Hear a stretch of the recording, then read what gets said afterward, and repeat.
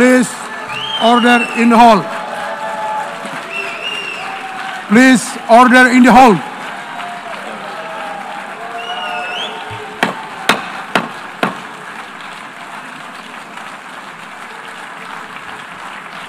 Please, order in the hall.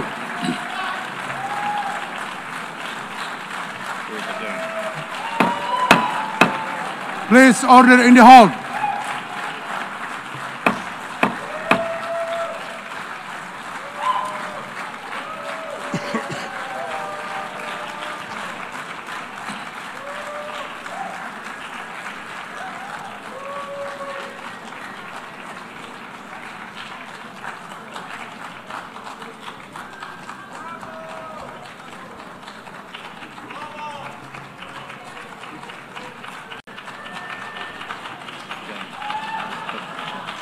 Please order in the hall and please be seated.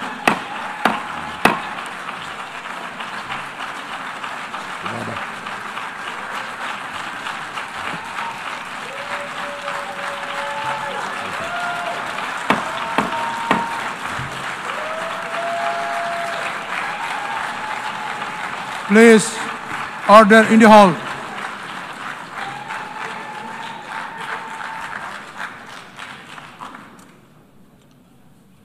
Mr. President, the families of our dear hostages languishing in the dungeons of Gaza, ladies and gentlemen, last year I stood at this podium and I showed this map. It shows the curse of Iran's terror axis. This axis threatened the peace of the entire world. It threatened the stability of our region and the very existence of my country, Israel. Iran was rapidly developing a massive nuclear weapons program and a massive ballistic missile program. These were meant not only to destroy Israel, they were meant also to threaten the United States and blackmail nations everywhere. From Gaza, Yahya Sinwar dispatched waves of Hamas terrorists. They stormed into Israel on October 7th and committed acts of unspeakable savagery. From Lebanon, Hassan Nasrallah had launched thousands of missiles and rockets at our cities, terrorizing our citizens. In Syria, the murderous dictator Assad hosted Iran's forces, tightening a noose of death around our throats. In Yemen, the Houthis launched ballistic missiles at Israel while choking global trade at the mouth of the Red Sea. So what's happened over the past year? We've hammered the Houthis, including yesterday. We crushed the bulk of Hamas's terror machine. We crippled Hezbollah, taking out most of its leaders and much of its weapons arsenal. You remember those beepers, the pagers? We paged Hezbollah. And believe me, they got the message. And thousands of terrorists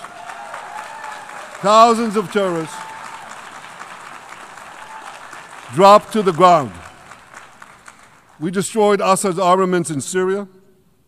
We deterred Iran's Shiite militias in Iraq. And most importantly, and above anything else that I could say to you or that we did in this past year, in this past decade, we devastated Iran's atomic weapons and ballistic missiles programs.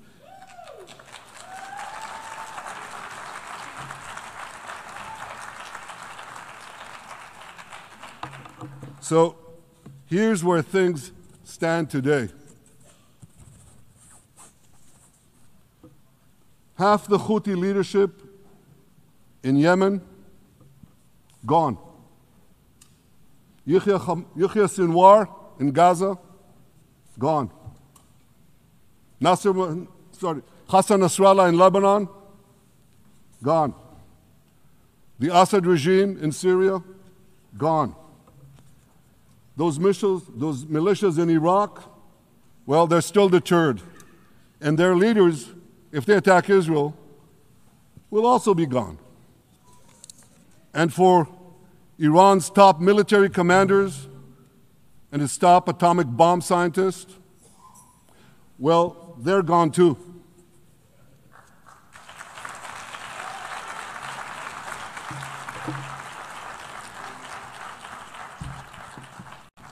Israel's 12-day war with Iran, which I renamed Operation Rising Lion, that's from the Bible.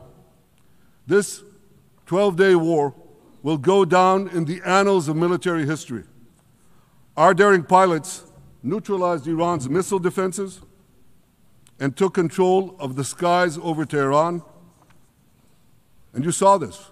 Israeli fighter pilots and American B-2 pilots bombed Iran's nuclear enrichment sites. I want to thank President Trump for his bold and decisive action.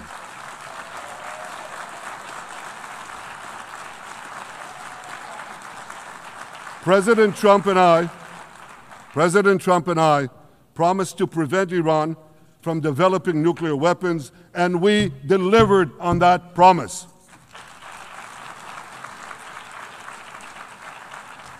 We removed an existential threat to Israel, and a mortal threat to the civilized world.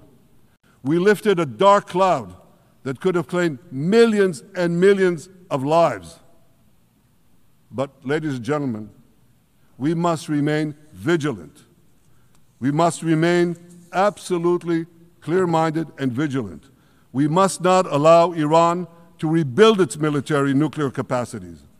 Iran's stockpiles of enriched uranium, these stockpiles must be eliminated. And tomorrow, UN Security Council sanctions on Iran must be snapped back.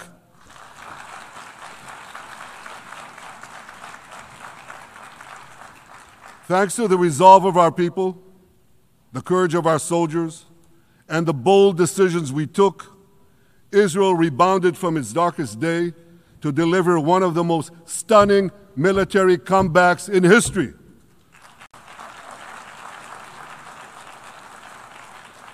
But we're not done yet. The final remnants of Hamas are holed up in Gaza City. They vow to repeat the atrocities of October 7th again and again and again, no matter how diminished their forces. That is why Israel must finish the job. That is why we want to do so as fast as possible.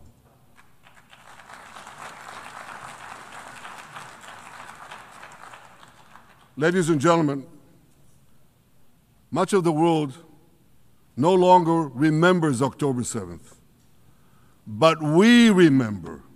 Israel remembers October 7th. On that day, well, I'll tell you, you can remember October 7th too. You see this large pin here? It's a QR code. What I ask you to do is hold up your phones, zoom in, and you too will see why we fight and why we must win. It's all in here. On October 7th, Hamas carried out the worst attack on Jews since the Holocaust. They slaughtered 1,200 innocent people, including over 40 Americans and foreign nationals from dozens of countries represented here. They beheaded men. They raped women. They burnt babies alive. They burnt babies alive in front of their parents. What monsters. And these monsters took more than 250 people hostage. And those included Holocaust survivors, grandmothers and their grandchildren. Who takes hostage grandmothers and grandchildren? Hamas does. So far, we've brought home 207 of these hostages, but 48 still remain in the dungeons of Gaza. 20 of them are alive, starved, tortured, deprived of any daylight, deprived of humanity. These are the names of the 20 living hostages. Matan Angrest, Gali and Zirv Berman, brothers, Elkanah Buchbot, Rom Braslavsky, Nimrod Cohen, Ariel and David Cunyo, another pair of brothers, Guy Gilboa Dalal, Evyatar David. You saw the picture of Evyatar David, emaciated, forced to dig his own grave. Maxim Herkin, Eitan Horn, Segev Kalfon, Bar Kuperstein, Omri Meran, Eitan Moore, Yosef Chaim Ochana, Alon Ohel, Avinatam Or, and Matan Tsengarker. Now, ladies and gentlemen, I want to do something I've never done before. I want to speak from this forum directly to those hostages through loudspeakers. I've surrounded Gaza with massive loudspeakers connected to this microphone in the hope that our dear hostages will hear my message. And I'll say it first in Hebrew and then in English. אחינו הגיבורים, מדבר ראש הממשלה בנימין נתניהו. אני פונה עליכם מעל בימת האו"ם. לא שכחנו אתכם, אפילו לא לשנייה. העם כולו איתכם, ואנחנו לא נשקוט ולא נרפה עד שנחזיר את כולכם הביתה, החיים והחללים כאחד.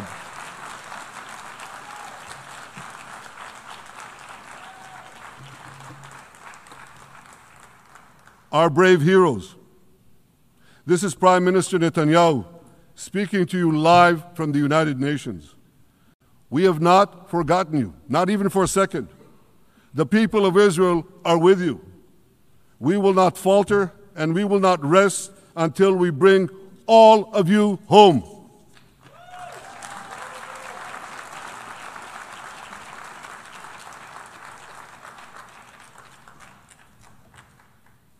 Ladies and gentlemen, thanks to special efforts by Israeli intelligence, my words are now also being carried. They're streamed live to the cell phones of Gazans.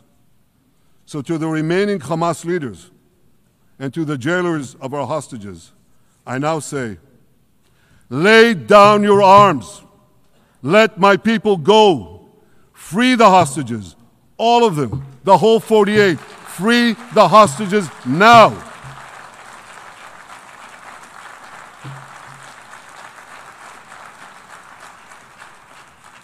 If you do, you will live. If you don't, Israel will hunt you down. Ladies and gentlemen, if Hamas agrees to our demands, the war could end right now. Gaza would be demilitarized, Israel would retain overriding security control, and a peaceful civilian authority would be established by Gazans and others committed to peace with Israel. And of course, you understand that the war in Gaza has affected every Israeli. But I'm sure there are people in New York or in London or in Melbourne and elsewhere who are probably thinking, what does all of this have to do with me? And the answer is everything. Because our enemies are your enemies. So let's do something else. So first at the UN, let's do a pop quiz. And raise your hand if you know the answer. Here's the first question. Who shouts death to America? Is it A, Iran, B, Hamas, C, Hezbollah, D, the Houthis, or E, all of the above? All of the above. Correct, all of the above. Second question. Who has murdered Americans and Europeans in cold blood? Is it A, Al-Qaeda, B, Hamas, C, Hezbollah, D, Iran, or E, All of the above. Correct. Again. So here's the point I wanted to make. Our enemies hate all of us with equal venom. They want to drag the modern world back to the past, to a dark age of violence, fanaticism, and terror. I think many of you are already feeling in your own societies the radical Islamist surge. You know, I'm sure you do, you know deep down that Israel is fighting your fight. So I want to tell you a secret. Behind closed doors, many of the leaders who publicly condemn us privately thank us. They tell me how much they value Israel's superb intelligence services that have prevented time and again terrorist attacks in their capitals, time and again saving countless lives. General George Keegan, former head of U.S. Air Force intelligence, once said, "If the United States had to gather on its own the intelligence that Israel gives us, we would have to establish 5 CIAs. 5 CIAs. This past June, when Israel struck Iran's nuclear facilities, German Chancellor Merz admitted the truth. He said, Israel is doing the dirty work for all of us. President Trump understands better than any other leader that Israel and America face a common threat. He showed the world that when Iran and its proxies murder Americans, take Americans hostage, shout death to America, burn American flags, and try to assassinate the President of the United States, not once, but twice. He showed them there is a price to pay for all that.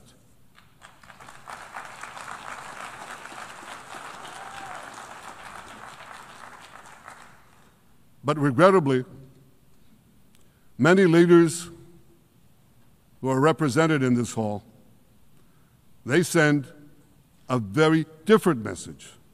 Sure, in the days immediately following October 7th, many of them supported Israel. But that support quickly evaporated when Israel did what any self-respecting nation would do in the wake of such a savage attack. We fought back. Now just imagine, just sit back for a second and imagine an attack against America proportioned to the attack against Israel on October 7th. Imagine a regime, a terror regime, dispatching thousands of terrorists to invade the United States. They massacre 40,000 Americans. They take 10,000 Americans hostage. What do you think America would do? You think America would leave that regime standing? You don't think that. No way, not a chance. The United States would wipe out that terror regime and ensure that such savagery would never threaten America again. This is precisely what Israel is doing in Gaza. We're wiping out the terror regime of Hamas and ensuring that this savagery will never threaten Israel again. That's what we are doing. That's what any self-respecting government would do.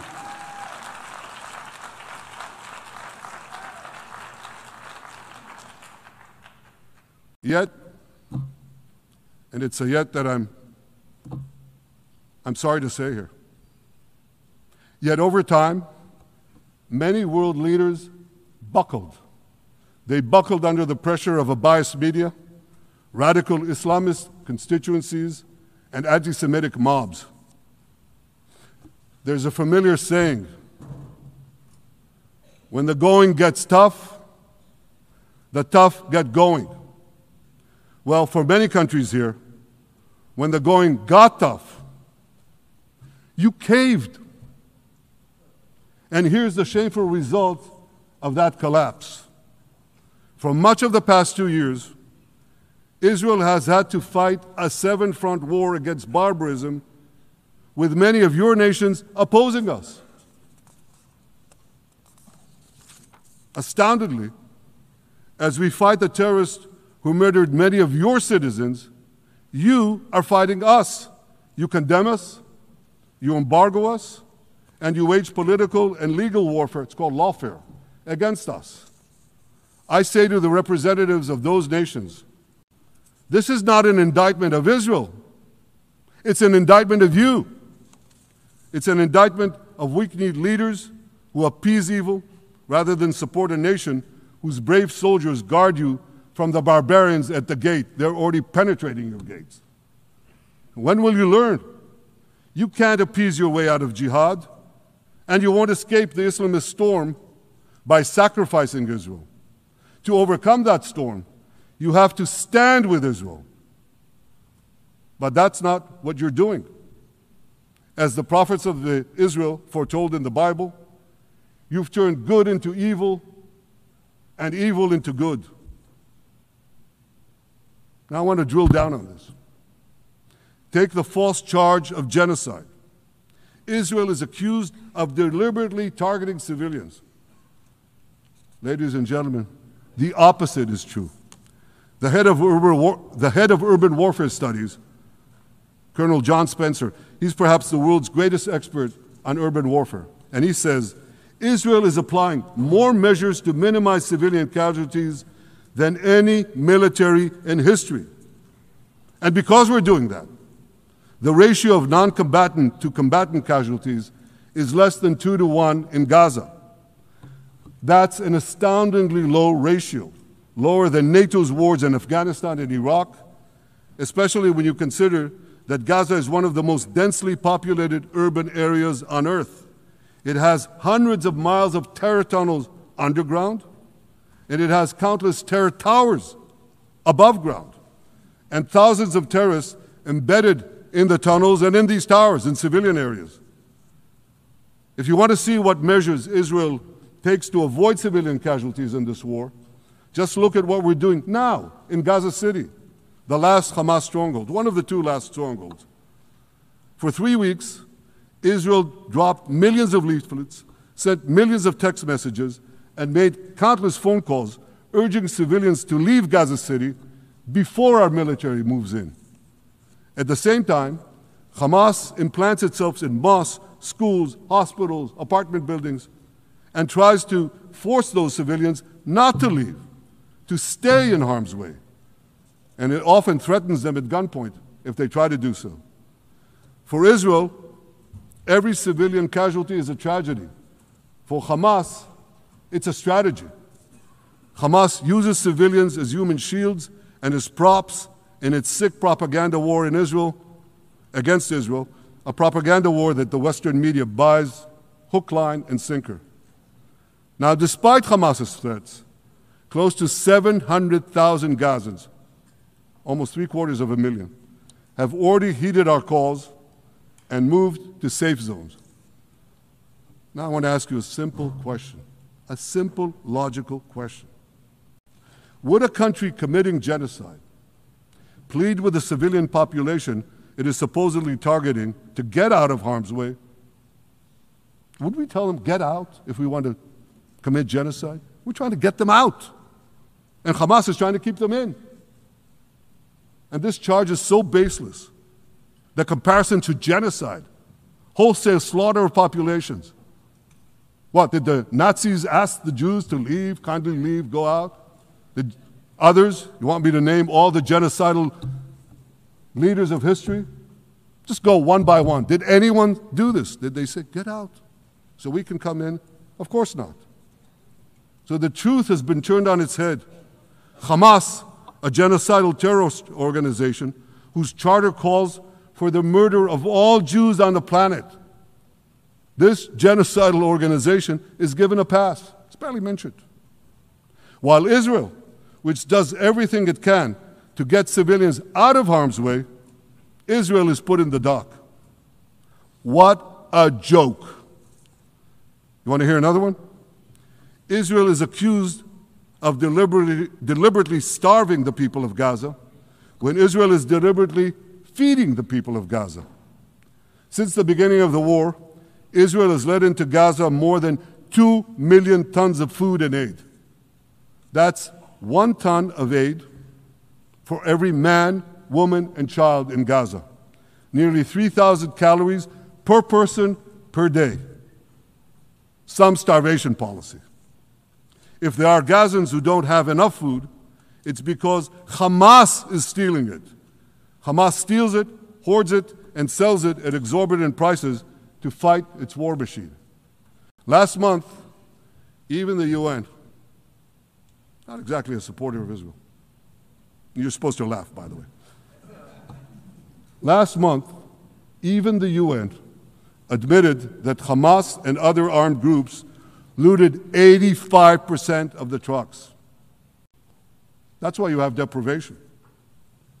Those who peddled the blood libels of genocide and starvation against Israel are no better than those who peddled blood libels against the Jews in the Middle Ages when they falsely accused us of poisoning wells, spreading plague, and using the blood of children to bake Passover matzahs. Anti-Semitism dies hard. In fact, it doesn't die at all. It just keeps coming back with its libelous lies, refurbished, regurgitated over and over again. And I want to tell you something else. These anti-Semitic lies, they have consequences. In recent months, Jews have been assaulted in Canada, Australia, Britain, France, the Netherlands, and elsewhere. Here in America, an elderly Holocaust survivor was burned to death in Colorado. And a beautiful young couple from the Israeli embassy in Washington was brutally gunned down right in front of the Holocaust Museum there. Thankfully, President Trump's administration is forcefully fighting the scourge of anti-Semitism, and every government here should follow its lead. But instead, many do the opposite.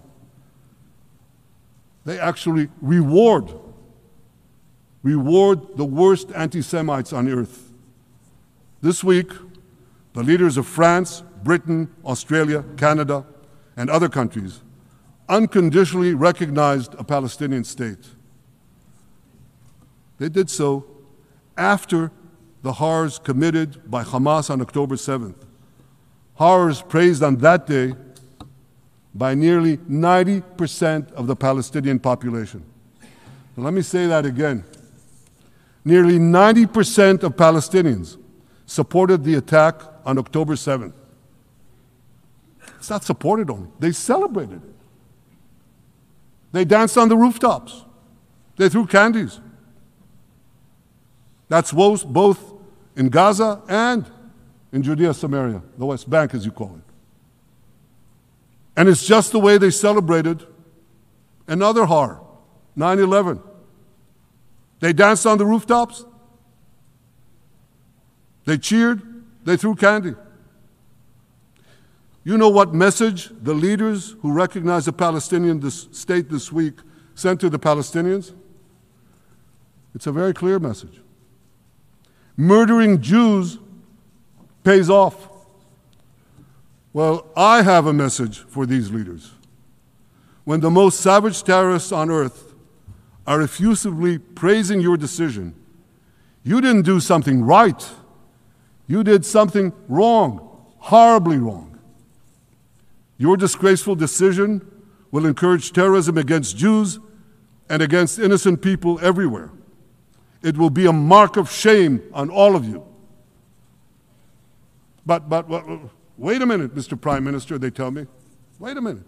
We believe in a two-state solution where the Jewish state of Israel will live side by side in peace with the Palestinian state.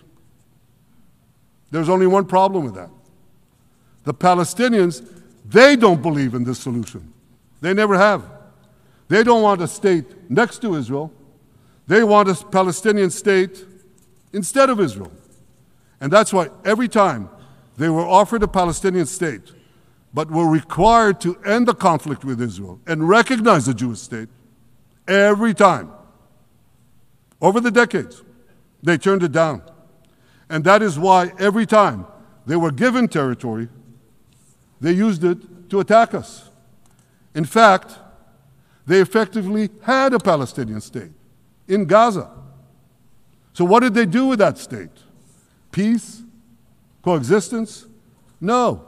They attacked us time and time again. Totally unprovoked. They fired rockets into our cities. They murdered our children. They turned Gaza into a terror base from which they committed the October 7th massacre. So here's the uncomfortable truth. The persistent Palestinian rejection of a Jewish state in any boundary is what has driven this conflict for over a century. It is still driving it. It's not the absence of a Palestinian state. It's the presence and existence of a Jewish state. And I find it amazing that the foreign chancelleries and the ministries and all those who pontificate about this, and the leaders, how can they not see this basic truth when it is repeated again and again and again ad nauseum? And I want to say something else. This rejection of a Jewish state not only applies to Hamas, it also applies to the so-called moderate Palestinian Authority. You should know that the Palestinian authorities pays terrorists to slay Jews. The more Jews the terrorists slay, the more the Palestinian Authority pays. The Palestinian Authority names its government buildings, its public squares, its schools, after the mass murderers of Jews, which they glorify as martyrs. They pay and glorify not just the killer of Jews, but also killers of Christians. Christians like Taylor Force, an American veteran who was brutally murdered in Israel by Palestinian terrorists. But, that I hear from the Western leaders. They tell me, the PA promised us it will reform. And I know this time, Prime Minister, it will be different. Yeah, right. We've heard these promises for decades. They always promise. They never deliver. Because you see, the Palestinian Authority is corrupt to the core. They haven't held elections in 20 years. They use the same textbooks as Hamas, exactly the same textbooks. They teach their children to hate Jews and destroy the Jewish state. And Christians don't fare much better.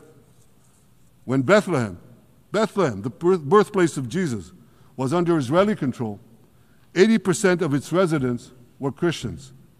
But since the PA took control, that number has dwindled to under 20%. These are the people you want to give a state to?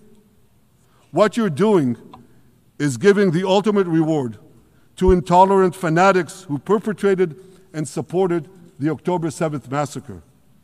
Giving the Palestinians a state 1 mile from Jerusalem after October 7th is like giving Al-Qaeda a state 1 mile from New York City after September 11th.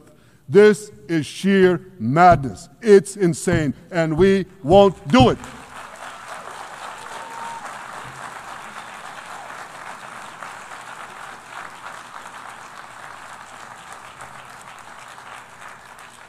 So here's another message to those Western leaders. Israel will not allow you to shove a terror state down our throats. We will not commit national suicide because you don't have the guts to face down a hostile media and anti-Semitic mobs demanding Israel's blood. And I want you to grasp something else, which is also distorted in the media. I say this not only in my name or the name of my government, but on behalf of all the people of Israel. Last year, there was a vote in the Knesset, our parliament, whether or not to oppose the imposition of a Palestinian state. You want to guess what the results were? Out of 120 members of our parliament, 99 voted against and only 9 supported. That's over 90%. It's not a fringe group. It's not the prime minister who himself is extreme or he's held hostage by extreme parties to his right. It's over 90% of Israelis. My opposition to a Palestinian state is not simply my policies or my government's policy. It's the policy of the state and people of the state of Israel.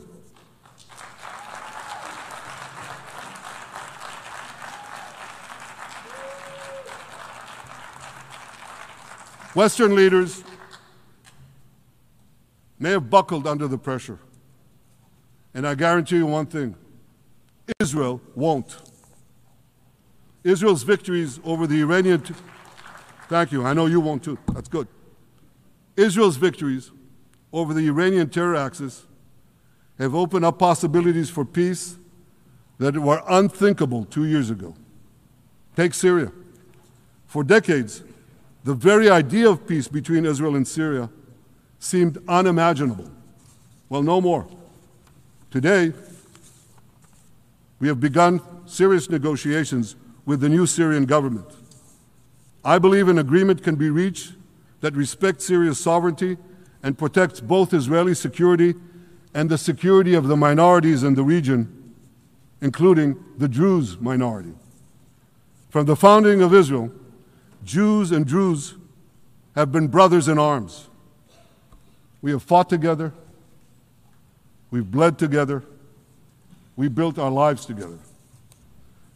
When I was a young commander in Israel's Special Forces, my own life was saved by the invaluable advice given to me by a great friend, Salim Shufi, a heroic Druze IDF veteran. And that's why I couldn't sit idly by, nor could Israel sit idly by, while the Druze were being slaughtered by jihadists. And I instructed our forces to stop the massacre, which they promptly did. Peace between Israel and Lebanon is possible as well. I call on the Lebanese government to also begin direct negotiations with Israel. I commend it for its declared aim to disarm Hezbollah. But we need more than words. If Lebanon takes genuine and sustained action to disarm Hezbollah, I'm sure we can achieve a sustainable peace. Of course, until that happens, we will take whatever action we need to defend ourselves and to maintain the conditions of the ceasefire which was established in Lebanon. Our goal is not merely to monitor Hezbollah's actions, but to prevent them from violating the ceasefire and attacking us at any time. But I'm sure that if the Lebanese government persists in its goal of disarming Hezbollah, peace will come very speedily and very readily. Victory over Hezbollah has made peace possible with our two Arab neighbors in the north. Victory over Hamas will make peace possible with nations throughout the Arab and Muslim world. Our victory would lead to a dramatic extension and expansion of the historic Abraham Accords, which President Trump brokered between Arab leaders and myself 5 years ago. And I took note, as I'm sure you did too, of the encouraging words spoken here by the President of Indonesia. This is the country with the largest Muslim population of all nations. And it's also a sign of what could come. Forward-looking Arabs and Muslim leaders know that cooperating with Israel will provide them with groundbreaking Israeli technologies, including in medicine and science, in agriculture and water, in defense and AI, and so many other fields. I believe that in the coming years, the Middle East will look dramatically different. Many of those who wage war on Israel today will be gone tomorrow. Brave peacemakers will take their place. And nowhere will this be more true than in Iran. The long-suffering Iranian people will regain their freedom. They will make Iran great again. And our two ancient peoples,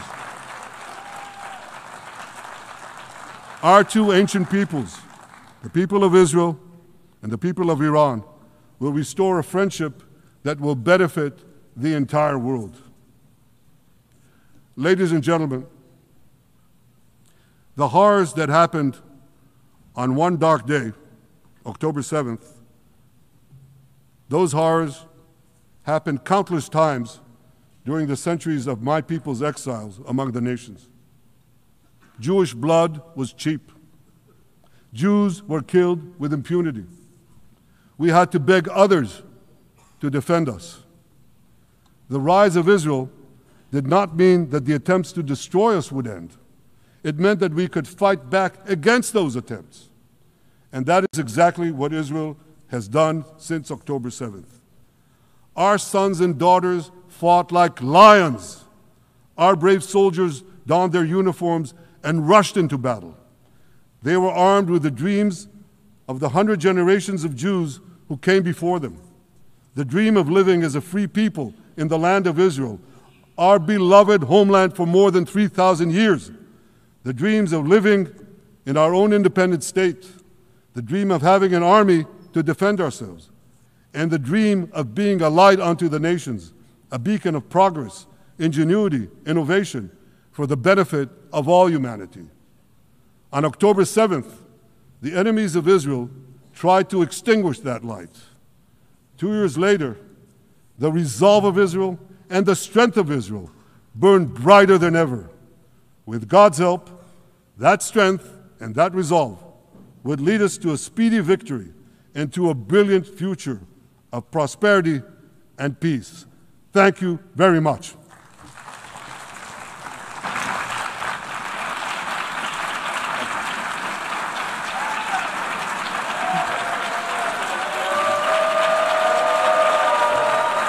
On behalf of the Assembly, I wish to thank the Prime Minister of the State of Israel,